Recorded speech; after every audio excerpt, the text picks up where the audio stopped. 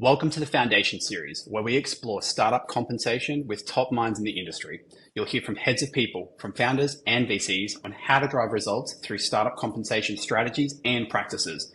Let's dive into today's episode. Mark, welcome to the Foundation series. I appreciate you very much for being here.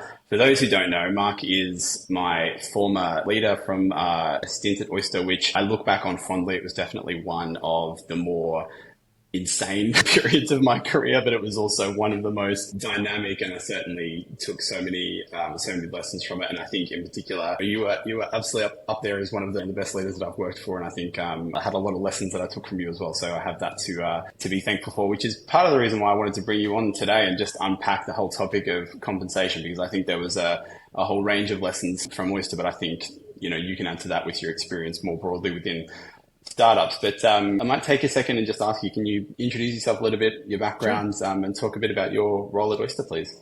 Yeah. So I am the Chief Operating Officer at Oyster HR, and I've been doing that for the last year and a bit. I've been at Oyster about 3 years. I actually joined as the Chief People Officer, and then we switched the title, I think, in month three to Chief Workplace Officer. I have a penchant for kind of screwy titles, and so I've had a bunch of bizarre titles. But the reason why I chose Chief Workplace Officer is I had a conglomerate of things that weren't HR only. It included IT and some other bits and pieces. And I felt like the right name for the thing would be Workplace. There's also an intentional irony. I mean, if you're a completely distributed company, you technically placeless. But as a company that both advocates for and serves a bunch of other customer companies that have a distributed global talent, I wanted to make a little bit of a statement. Like we can still be a workplace. In fact, you have to be a workplace when you're distributed. You have to figure out how to make it feel like a place, even when it's not physical. So I was that, and then began my journey as the Chief Operating Officer here almost exactly a year ago. And as the Chief Operating Officer, I have a bunch of groups under me. I have our business operations group, our services and support groups, but I also have product, engineering, HR, legal, a couple of other pieces and parts, and I have wonderful humans. So it's a pleasure to be here with you. Nice to see you again. Likewise. I'll be happy to use what I've learned over the years to bring some degree of intelligence to the questions. I mean, compensation is funny. I've watched your blossoming as an influencer and leader on the topic of global compensation. Not at all surprising that you are. And I appreciate it. it's funny because there's a tactical element to compensation, like what do we actually pay, how do we pay it, et cetera. But then there's a conceptual element. And my first career, or at least I was trained as a philosopher, as a pure social and ethical philosopher. And so the pieces of compensation that in some cases are under talked about often are the philosophical aspects, like what's the right thing to do and why is it the right thing to do? And it's harder in some ways because anybody can look online and say, like, what's the range of things that people are paid in job X? And then you have to ask yourself, is that the right thing to do here for us? And sometimes that's a pretty baffling, tough question because you have to think differently about the whole thing, right? So Yeah. And never, I think, were conversations around compensation more heated than in the context of Oyster being, I don't know how many countries your employees are spread now, but when I was there, it was 70, which was just, I know a lot of people are still shocked when I say that number, but the diversity, the complexity, the different schools of thought that people have based on where they live. There's so much from a philosophical perspective, and then it's also obviously a deeply emotional topic as well. And Absolutely. so there's an obligation there to get that as right for as many of the people that you want as part of your company as possible, which just makes it even more of a nuanced and fascinating topic. Absolutely. I'm really curious to sort of back it up a little bit to the COO piece. So you've kind of gone from this blended chief workplace officer, interesting department. I always remember how fascinated people were when I explained what workplace was, to an even more sort of insane blend of direct reports and functional areas reporting up to you. What was the motivation? You hear a lot of chief people officers. It's kind of that constant thing of, we don't have a seat at the table. We want to be more commercial, etc. What motivated you to want to take the step into arguably one of the more commercial roles in a business? Yeah. I don't know. No, I'm kidding. Don't know a year in. No, It wasn't what I thought it was. that's right. That's right. This is going on the web, right? No, I'm kidding mostly. So for about a decade, I've been a startup HR executive, again, with various titles. But before that, I was the CEO of a Polish company. I mean, I guess it's all relative. It was 70 people, 12 million revenue. It was a professional services company, and our customers were HR execs. And so previous to being an internal HR executive, I was a commercial general executive of a consulting company. And I did that for a long time. So in some ways, I had a very unusual entry or a very unusual career arc when it comes to movement through the career. And almost in coming, reverse a little bit. Yeah, in some bizarre ways. Yeah, like what why did I go from being CEO of a company to being a chief people officer? I was ready to learn to do something new, and I got the invite from the CEO of the company. His name is Matt Blumberg. He's a good friend. He's written a book on running startups, and he took a risk on me. And he asked me if I wanted to do it. And the reason why I said yes in part was because it was really different. It was really new, and I really knew how to run a professional services company, but I had no idea what it was like inside these startup things. And that was learning not only about a functional area. I mean, I knew I had very, very, very deep experience in organizational development and change and training. So a lot of people who go into HR have one slice that's really, really deep, right? And then depending on whether or not they move up in hierarchy, they either broaden their set of skills and kind of become a leader, and some just stay very specialized. I was very, very deeply specialized in a chunk of people work. And very familiar with the terrain, but I needed to learn a lot about general HR, particularly in the United States, because what I knew was based on Canada, where I was before. So like you said, I kind of went from a general commercial executive to a specific HR executive, and now back to a commercial executive. And that flow has felt natural. It's been a lot of fun. I really loved my time as a people executive. And when I was a people executive, I felt like, hey, I have this commercial sensibility that I want to bring to conversations at the executive level. And sometimes my voice was included, and sometimes it wasn't. And the times when it wasn't, it felt like my voice wasn't included because I was in HR. And that was interesting, maybe frustrating sometimes. And, I learned over time, like, how do I still figure out how to be helpful and influential? Not just about HR matters or people matters, but how can I contribute as a kind of a general executive? And so a few of my pieces of work along the decade where I was an HR executive, because I had some talent or skills and other things, again, I was just lucky. I was given permission or invited to do other things. Like there was a time where I was sort of interim GM for something. And so in many ways, I feel more like I've gone back to what I was doing over a decade ago, but I don't feel like it's backtracking at all. It's just, I had a 10-year journey as a person who was doing HR, and it was fantastic. And now I'm worrying about a wide range of things on a daily basis.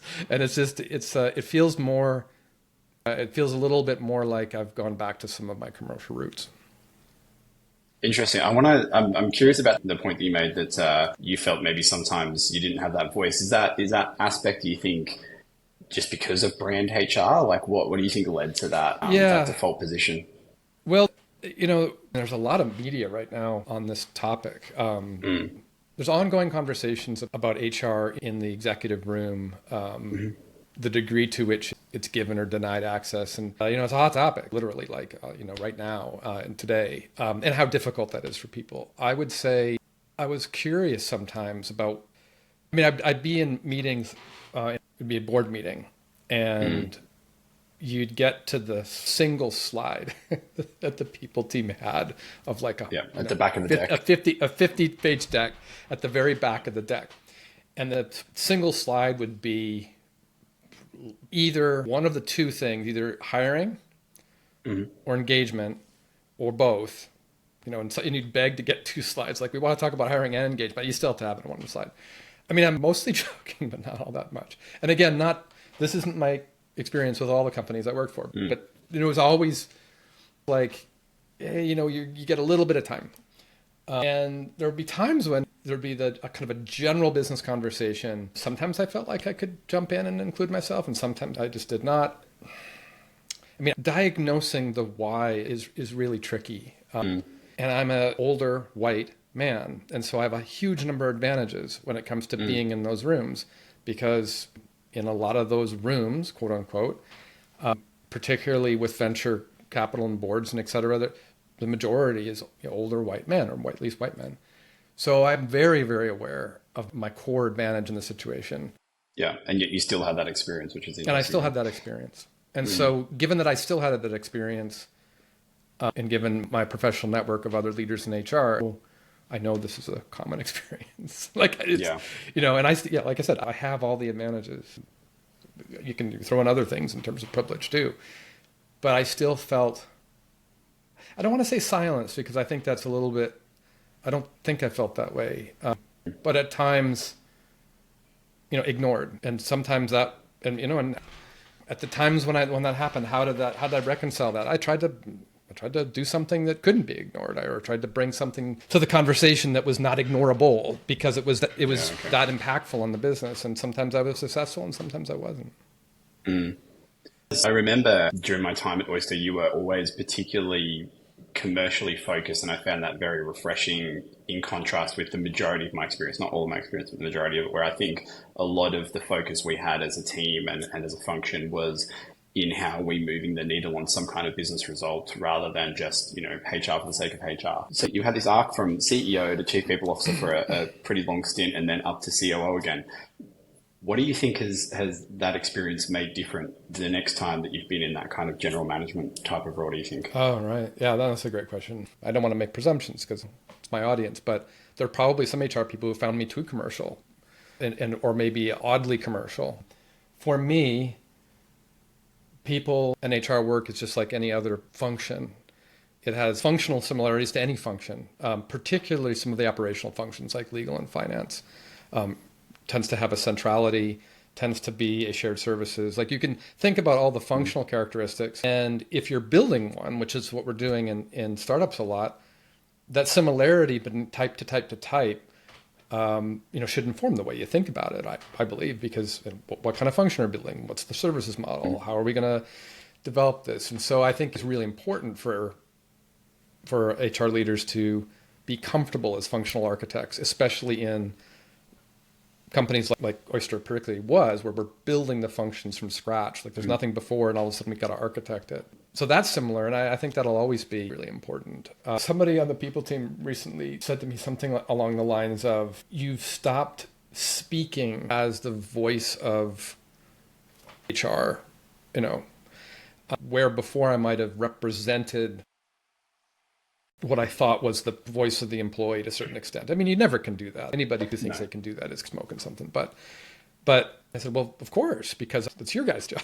I don't want to step on your funk. Like, even though I have this deep commitment to HR work and a lot of experience, I think there's an HR function, there's a people function, but then there's being let's say a human-centric or people-centric executive. Everybody should be a people-centric executive. Like, it's not the CPO's job. This is something I very, very strongly believe.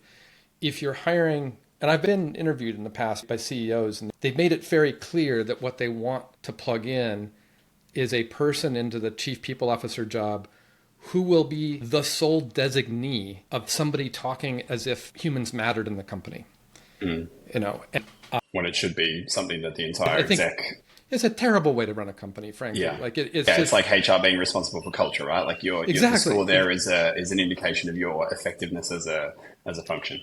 No. So there's all sorts of specific areas that HR has there's tools, experience to measure it, to report on it, to help create programs to change it. But same thing, culture and like the human experience. I've been very conscious shifting back to COO to try to be that kind of executive that my HR leader feels is being helpful by, in this case, like letting her run her shop, but being an advocate for the kind of human experience we want in the company. And so I'm probably more sensitive to that than I was before my decade as an HR exec, to create room for that leader to contribute in their way. Yeah, that was going to be the point that I was going to then full circle back to is, how are you conscious from that experience, formatively as a CPO, how are you conscious of making that space? Do you feel that you're conscious of making the space yourself and with other non-HR execs as well in terms of helping them make more space for people, functions and that topic as well? Yeah, I mean, I try to. I don't want to say I'm always Yeah, look, successful, man. but I try to. What I try to do with the set of leaders that I have reporting to me now is make them good internal customers of the people function, or encourage them to be good internal customers, to have a good, positive relationship. And that means let the people team inform us in the way that their expertise can. You and I have both seen where there's a lot of other functional leaders who think HR does policy enforcement and then is the balloons and soft drinks and party people. The version of what HR can do is so limited and so badly mental modeled that it kind of enforces this really unfortunate dynamic. And so it's no, let them do their work. They are absolutely crucial professionals. You know them because you manage them. There's incredible analytic minds in the Oyster team. Let them sing. Let them have their room to sing, to inform you, leaders, on your strategies to work with your people. Ultimately, I mean, this is something that I know you've heard me say, like the recruiting team itself doesn't hire anybody. A manager hires somebody. The recruiting team, wonderful enabler, a wonderful teacher, a wonderful quality control. Like it's a great recruiting team, and we have one, and we've always had one here at Oyster. Does great work to sort of sous chef everything and prepare the process and to bring great candidates down the pipeline in all the right ways. But you would never want your recruiting team to deny the hiring manager their choice, because that's not a very effective way to staff a company. The same is true of other systems too. Like the same is true of culture things and a whole bunch of other things like that, right? Like it's yeah. Yeah, I think so often there's managers. Well, I think it's the duty as well of the HR or the people team to educate. But I think so often there's like this secret menu of services that so many people kind of have an idea of. I ask for one person, one unit of human, and it will show up. And then I ask them to onboard them and train them in how to do their job, and then evaluate that person. But otherwise, HR just does that and the office parties. Right. But there's so much beneath that they're clearly very well capable and tooled and able of doing that. Often people have no idea about because they have this concept of HR that just is so out of touch with reality. Exactly. Whether or not I'm always successful or not, I try to be a good consumer of service, a collaborative consumer of service, and help my leaders be so. And the hardest thing was, at least originally, to step away. And I think I joke with our VP people, like, there's going to be times when I'm a difficult customer myself. Like there's going to be times where I either want to do it my own way, or whatever, or I disagree with you and the team, but I'll try to be good about that too. Like even when I want to do it my own way, I'm not going to be doing it my own way because I think I'm a better HR professional than you are. I'm doing my own way as an executive who wants to do it my own way, and we can negotiate it, all that kind of thing. So I am much more aware of all those things. Like when I was a CEO of the firm I managed, we for a long time we didn't have anybody in HR, and then we hired somebody in HR, and I was aware of decisions I was making all the time, but I didn't think of them necessarily as HR decisions. I thought of them as just general management decisions. And what being an HR professional for a good 10 years of my life, I'm much more conscious. I'm much more conscious about inclusivity and sort of letting the people team, have its moments, and letting them professionally inform our direction as a company. In the same, I mean, again, at a no greater way, but no less way than other key functional units too. Yeah, nice. I like it. All right. So changing things up a little bit and heading down the path around compensation. I'm really curious the contrast now, how you think about compensation with your transition. So, what were the key ways in which your role was responsible for and kind of thought about and presented compensation as a chief people officer to now how are you in many respects probably more a consumer of the people functions, thoughts and feelings and processes there. What have been the key things there that have stood out to you? Yeah. One is just the surface area of the groups and the professionals and the roles that I sit at the top of is just so much larger. So thinking across all of those groups and trying to balance well, not even balance, trying to learn as much as I can about the nuances of those roles. I might have seen them in the past as, I might have always understood or understood for a long time what a particular job did. But I now see what it does in the scope of groups of people and departments and sub-functions that I manage. And so I see the roll-up of output. And so I can think much more concretely and also ultimately represent the value of those roles and those departments, et cetera, to the company at large. And so part of it is just when you, I have roughly 350 people reporting to me. So I take it as my responsibility to be their advocate. And in many cases, people who report to me, vice president level individuals, are the direct advocate, but that doesn't mean when there's C-suite conversations of which I am the rep and we're talking about whether or not to hire a particular role. Like I need to have enough of a sense of how that role fits into the puzzle to be able to speak to its contributions. And that's different being above it than being to the side. Because when you're a people professional who really deeply understands kind of your functional, like let's say you're an HR VP and you really deeply understand the functional requirements, you're still helping, and you're usually helping another functional leader make that case. Well, now it's me. And so I have to understand it and feel it in my bones a little differently. And I would say I'm very conscious of that.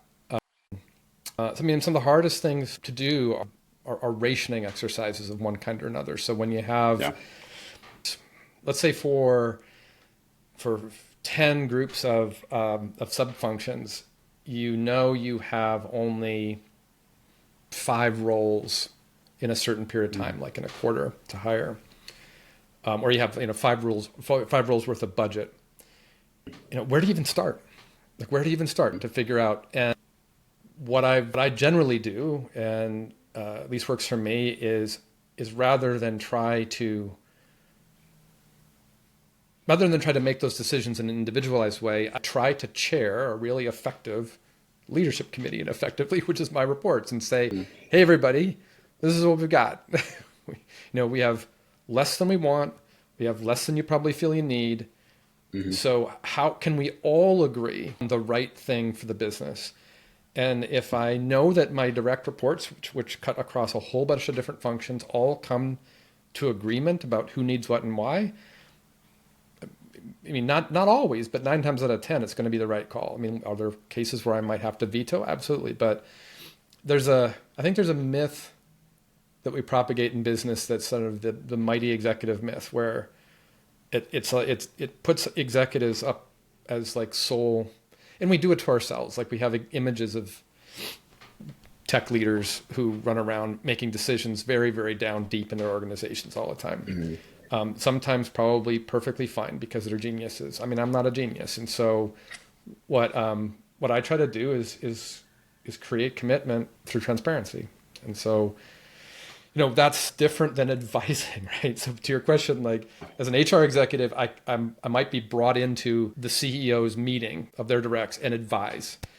Being it means my authority is ultimately, how can I create a conversation in which this group of very capable leaders can all come to agreement about something as difficult to reconcile as we have only so much budget and it needs to go for the quarter, and we might want more roles if we had more budget, but who needs what? And if they all sit there and we talk it out and they all come to agreement, then they're probably smarter than just me, or at least I feel good that we all have agreed. And yeah, it makes sense, right? Like agree a set of ground rules, maybe an order of hierarchy of how things like, and again, compensation is such an emotive topic. So I think the more logic and structure you can apply to it, the more people are, even if they disagree with the outcome or are unhappy with it, they can at least, appreciate that there are priorities, and there is never enough to go around. No matter where I've worked, there's never enough to go around in terms of budgeting and things like that. And so certainly not to meet people's expectations. So at least it gives them a sense of, okay, well, I understand how it was applied.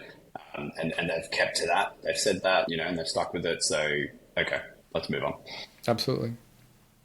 In those sorts of forums and maybe beyond that, how do you think the head of people should show up when it comes to maybe discussing or representing compensation, especially in an executive context? So, tell me a bit about that. That's a great question. Well, I would say here's how I would strive to show up. I don't know if it necessarily is right for everybody in every organization, but one thing I think the people executive can represent and should represent is the compensation philosophy that has been decided upon by the company.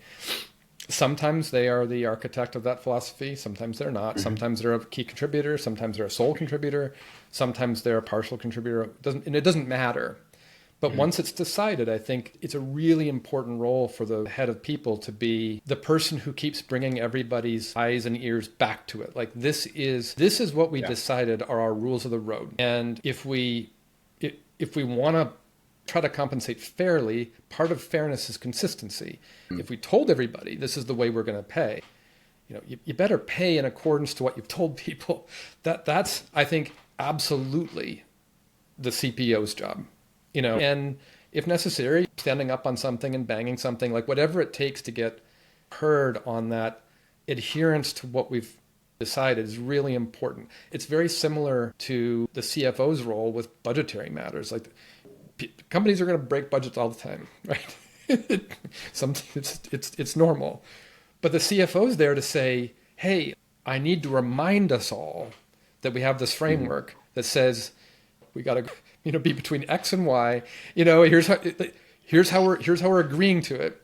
And if we're going to violate that, it's going to hurt us in some case. Same thing, just like a financial budget, the comp philosophy is a commitment, right? It's a commitment to yourselves, but it's also a commitment to especially if you socialize it, which I think you should. If you give it to employees is what they can expect, you've made a promise.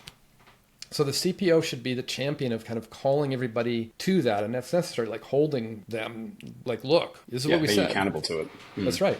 That's right. And that doesn't mean that they might not need to enlist the support of their boss, whether or not CEO or otherwise, to look, I'm trying to hold people to account to this or accountable for it. They're violating it. Like, I need you to step in here. But that's, again, it's the right role. It's like saying, that's my job, is to keep us on this. So I think that's one really important thing.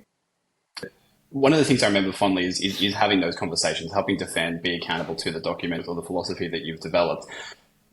When is it actually that there's a case for change there, though? When is it that it's a case for actually this philosophy is now hindering us, and it's now no longer the point in time to defend it and to ensure accountability, but it's actually about how can we facilitate its evolution to continue to support our business? Absolutely. So the thing I was going to turn to is the next job of the CPO is to be the person whose job it is to watch for whether or not that's in a failure state. And there's all sorts of ways to watch it's in the failure state. One is external data. Like, is our compensation philosophy aligned or workably commensurate to what we see in the market in terms of competitive stance, data, et cetera? And one is internal. Is our compensation approach leading to engagement or morale problems that we can't afford? It's almost that they're the owner and they're the role to hold everybody accountable and the executive team to it, but they're also the first person to likely say, I don't think this is working anymore, team. Partly it's that balance because there's no one closer to the data sources than the head of people to come and say, I'm not sure this is working the way we intended anymore. And that requires that constant analytical searching of both internal data and external data on validating. I mean, there's going to be times when an employee base likes and doesn't like all of what's in a compensation philosophy. That's important, but it's not the only data source. Is this attracting, retaining talent in the way we want, with the consequences we want? Different companies are going to have very different approaches to compensation. Some companies are okay with annual turnover. I mean, a lot of consumer service businesses don't expect to keep people very, very long. And that's fine, but their boundaries of compensation, their philosophy has to match that. And if you want to keep people for an average of 2 to 3 years in highly, highly sought after skill sets like technology workers, you have to design something different. Yeah, I agree. So this next question I have here is actually a crowdsourced one. One of the ones that I think piqued my interest the most was, how do you, in a startup context, how do you get leaders and founders on board with being more strategic with compensation early in a startup when, even as a head of people or a chief people officer, you've got 10 plates spinning. As a startup, you've got 1,000 plates spinning. when would be the right time? How would you do it in that context? It's hard for me to think of a time so early where it's not warranted. So like meaning there's practicalities of, is it on the top 3 things to do list when you're 2 people in a startup? No. But if a CEO asks me, when should I start thinking about how I want to pay people here? I'd say, well, aren't you already? Yeah. Like, there's a lot of times when it's really late in the game, but I don't think there's any time where it's too early. So in a way, answering that question is kind of like, I don't know if I'm going to convince a startup founder to think about their compensation approach when there's like less than 10 hires. But I wouldn't say it would be silly or fruitless. I mean, it's just early because the nature of the problem is all in front of you. Like you could gather all 10 into a room and talk about compensation. Like there's just it's not as practical a problem. But when I think it becomes extremely important is when you begin having a managerial rank in a company.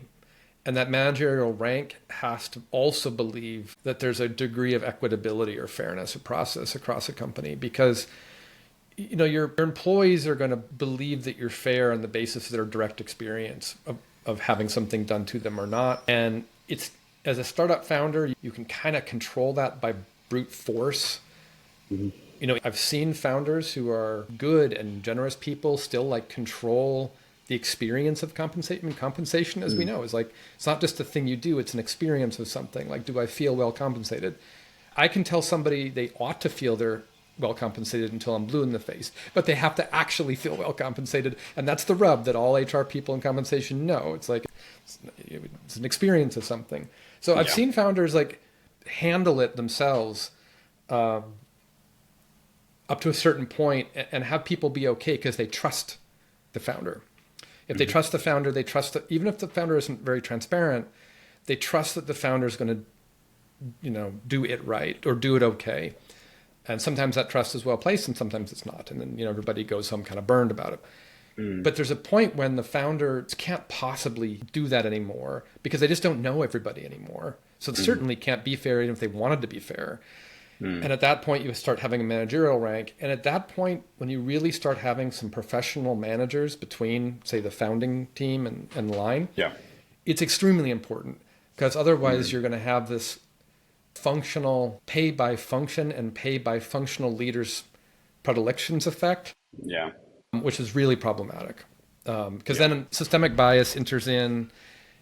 You have very similar roles paid wildly different things on the basis of the upline executive cherishing or not individuals or the role, or so that's where it's really important, and that happens for different companies at different sizes. But when you look around as an HR professional, you start to see how many people experience their rewards through a manager, not a founder or a C-level.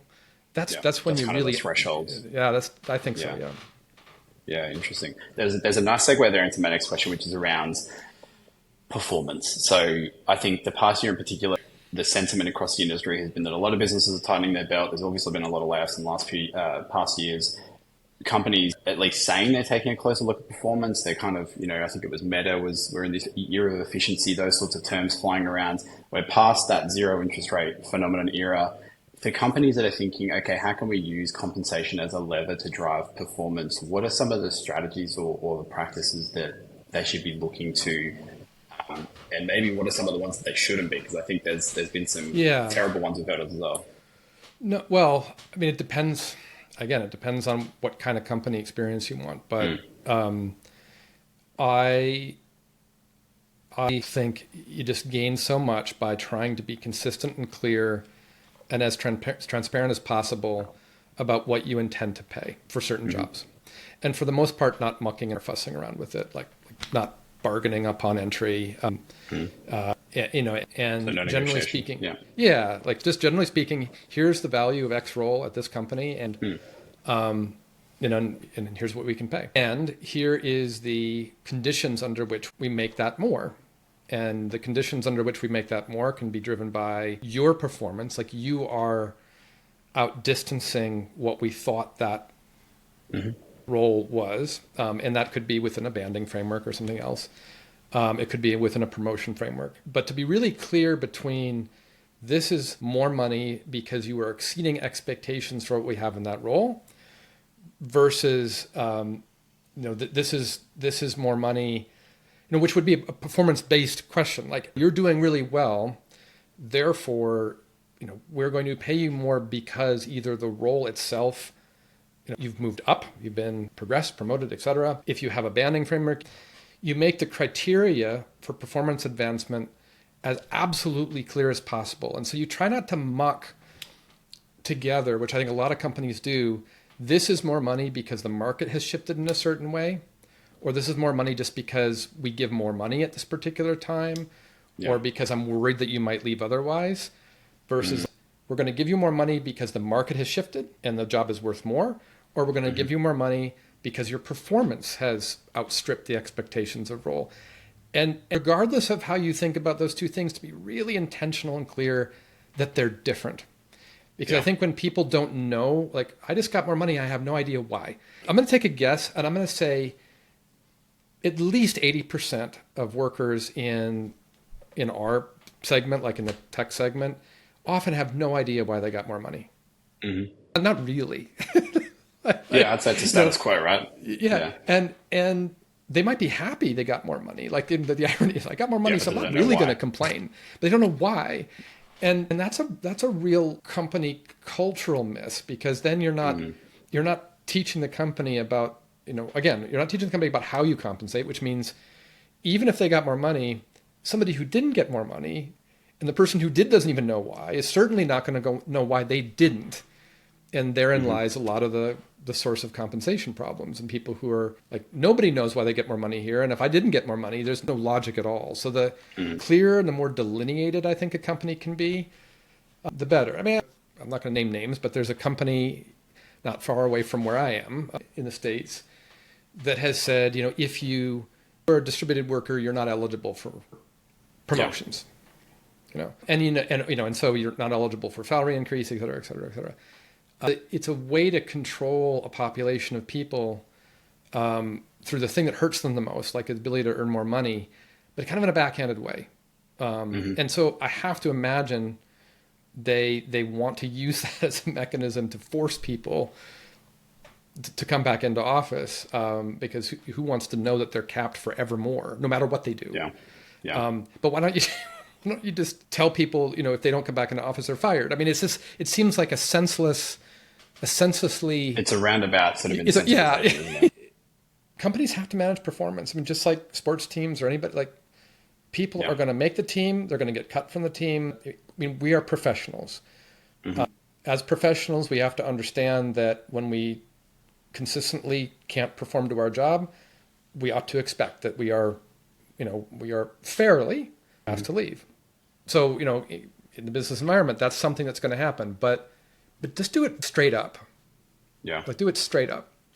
Don't use compensation maneuvers to try to get people to leave kind of underhandedly. I mean, I'm sure that, listeners might say, like, when you're a great big company, it's just hard. You got to deal with the press, and you got to, so they're moving the dials. Well, they're dealing with the press anyway, aren't they? Right, exactly. They're being written about poorly because of these. Somebody always comes out and says something that makes it look problematic anyway. So the more that you can use these tools, like from performance to comp policies, to be positively instructive, and then when you have to be clear why something isn't going to work. And just clarity is your friend. I mean, I think clarity and transparency are your friends in virtually every situation I can think of. Yeah, I'd agree. And I think, like I said, the norm in my experience has always been that people come into a company with an expectation of at least an annual review and an increase of whatever that may constitute, but they've got no idea. They've come from environments where they go, well, I just get 3 or 4 or 5 or 10% a year, and I've never known why it just has operated that way. And so, especially if you're in an environment where you're maybe not offering that pay increase on an annual basis anymore because the market's shifted, business results, etc., you have to be really crystal clear why, because you have to offset that expectation that people have come to your company with. And so, using clear language around what constitutes a pay increase or what someone's pay increase is constituted by is critical to help them understand. humans, and we have complex experiences of fairness and equitability. Two of my three kids are now, one just turned 13, the other's 10. And they remind me, I think weekly, daily, like it so quickly, they go to a place assuming inequitability of treatment. Yeah. And part of it is the overriding desire that a lot of us have to feel treated equally. It seems to be human for good reason. So a lot of people have lived their professional lives going company to company and generally experiencing either, in some cases, outright lack of fairness, but minimally in many cases, they don't experience a clarity of performance, rewards. They don't experience a clarity of it, so they end up suspecting that HR or HR plus executive teams are deliberately trying to pull a wool over their eyes. And sometimes that is true, unfortunately. Oftentimes it's not actually true, but since there isn't enough outright clarity and information shared, it's easy for people to fall back on, people on our primal nature. Like, I suspect you're trying to screw me over because you haven't given me any reason to suspect otherwise. Yeah. Tragic, isn't it? It is kind of tragic. But a reality we need to... But it's a reality, and to not make it tragedy, it just takes constant vigilance and a courage to tell people why they're being paid what they're being paid. And also why they're not being paid what they might think they're being paid.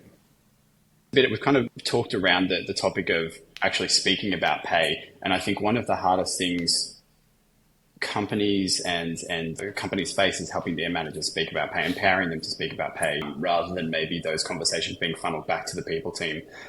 What are some ways that you think are really effective in terms of empowering leaders to have those conversations, really confidently discuss compensation with their teams? So part of it is just making sure that the leaders understand the frameworks to start. If we think about compensation framework, compensation philosophy, when you're designing it, be inclusive, use good design procedure to invite. In some ways, like it isn't necessarily to the benefit of the HR leader to go and scurry away in a back room, create the compensation policy and emerge with it. Even if it's greenlit by, say, the CEO, the other executives, like you haven't sold them on it, right? And so even when the HR leadership is charged with creating the document, good design practices involve your other stakeholders because they have to represent this with you to a certain extent. So part of it is involvement in the tenets of the compensation approach in the beginning, because otherwise you get the very common, all too common, like, I don't know, but just HR wants to do it this way. It's this so easy, grenade lob. And it's like, well, if they signed up, like, and signed literally or figuratively the comp approach, then, our leader can go back, hold on a second, don't lob me that grenade. Like, you agreed to this or wanted it or asked for it this way, or like you're totally a collaborator. And so I can understand if you don't want to deal with the tough stuff, I can train you better to do that, but don't lob it as if it's my message only, right? That's one thing, is that if the other leaders don't feel that they have a stake in the creation of the approach, you're going to get the grenades lobbed a lot. So it's all too easy, isn't it? It's all too easy. Now, if you've dealt with that and people other leaders feel a degree of commitment, I'm always reluctant to say it's a matter of training, but in this case, I do think it's a matter of training. It's a matter of training people in making compensation conversations okay, not uncomfortable, to feel that leaders can refer to the compensation approach themselves without dragging in HR all the time. And that's a matter of good, clear communication, but also some skill. There's a remarkable number of managers who don't even feel comfortable giving people more money, like telling somebody you've just gotten a raise. Because money is a hard thing to talk about, and some loaded topic. There's loaded topic. There's cultural differences where it's easy, it's harder in some cultures. Managers controlling access to money is a huge part of the power of being a manager, and that can weigh on you in all sorts of ways, good, bad, both. Yeah. So helping people feel like they're equipped with rubrics to just say, like, this is why you're paid what you're paid. This is why, and that they can point to it. Like, this isn't just me making it up. This is what we here at the company. Logic. That's right. That's right. Yeah. None of the conversations I've had have been more challenging than I think going into one of those things, thinking you're giving someone a great pay outcome, and to find that actually it just didn't align with their expectations. Like, no, exactly. And I think being able to speak to that underlying basis as a fallback if they aren't, if they don't just go, oh, that's great, thanks so much, I appreciate it. Which is probably what feeds into some of the hesitation, because no doubt many managers have had that where they thought, hey, this is a great pay increase relative to others that I'm giving to you. But that recipient has then gone, well, actually, it's still way below what I expected. Right. And that's going to be a hard conversation, but at least you're not out on a high wire act as a manager having no basis. And again, you get a certain budget as a manager, you allocate X to a person for a pay increase. When you communicate that, you expect the person to be overjoyed. They are very disappointed. If you have no sense of how the compensation cycle was budgeted, handled, made, you're not equipped. You're not really out there on your own. And so the likelihood of you stumbling or making something up that isn't even true or helpful is really high. So as an HR leader, it's something you can really advocate for. Like, let's equip the managers with enough information about what we are doing so that, so that they're empowered, but B, so they don't throw anybody under the bus, much less us as HR team. It's actually, I found a good argument for when having the conversation about pay transparency within the organization is actually, this is like, I may want it for ethical and moral reasons, but actually it will make your life easier because before you even go to have that conversation, people kind of have an expectation and understanding of what they're likely to get. And so it prefaces it before you get there.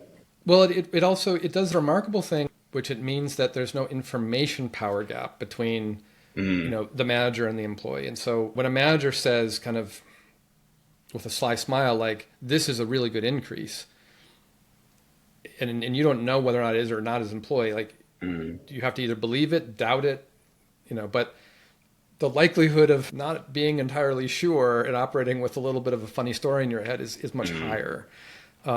So it's better, frankly, if the employees don't have to trust that the manager is telling them the truth. They know that the manager is telling them the truth. Yeah. It takes off the table. And of course, the managers and the managerial structure still have the authority to decide what the person gets. But what is there out in the open for everybody to see, is the standards. And so there isn't this distrust of the process. Again, even if the result is not what the person wants. This has been really insightful. We've touched on a range of different topics, but I'm conscious there may be final tips or final words from yourself in terms of helping heads of people that are maybe looking to implement more robust pay practices. Any parting words, final tips before we close this out? Yeah, I compensation has been an area that I've loved for a long time, and there's very few of them. There's either you love compensation work or you probably really, really don't.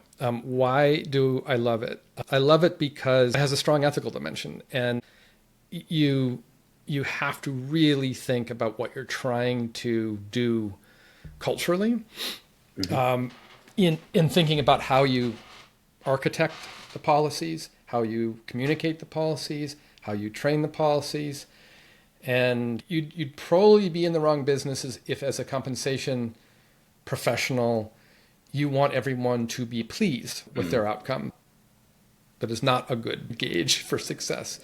But there is a sense in which I have always tried to operate with a high degree of let the transparency serve the interests of the ethics. Show your work. If people are going to disagree with how a company is rewarding people, which is a fundamental, company to human engagement, what do I get paid to do this job? People may not like the salary you're offering. They might not like the increase that you've given them. But if you're really clear and transparent and share the information about how you pay, what you pay, at least you're taking away the criticism of this is a great big capitalist enterprise that depends upon information control. Don't tell anybody any of what we're doing, so that they never know whether or not this is good, bad, or indifferent. I don't want to have people experience it that way. So I think people will put in more of their self in an environment where they feel that there's fairness of process. It doesn't mean you're going to keep everybody all the time. There's going to be people who are I can earn more money, and it's you can. Yeah. If that's there's the always most someone important, that pays more. Yeah, if that's really important for you and you have that other offer that pays you more, but with my blessing, go take it. Mm, But I don't want anybody to ever choose to be somewhere because you've hoodwinked them, mm, and that's just ethics. And so why do I love being in compensation, and what's the tip is lean in to the moral reasons of why compensation is important so mm. that, you can kind of find your center as a compensation professional. And it's not going to make it any easier, but it means that when you execute it right, there's a sense of satisfaction of seeing something done in a way that you think is humanly responsible. That's right. Yeah. Yeah, I couldn't agree more with that. I think it's a critical aspect, and I think it makes it incredibly hard when you're potentially in environments where you're forced to operate, counter to that. It's really Yeah, challenging. So it creates a good rub. Amazing. Thanks so much for your time. I really appreciate it. of course. Yeah, there's been so many nuggets of wisdom in this. So thanks for joining us. Thank you. Thanks for tuning in to the Foundation series. Stay ahead in startup compensation by subscribing and joining our community of startup leaders. Until next time, I'm Matt from Foundation.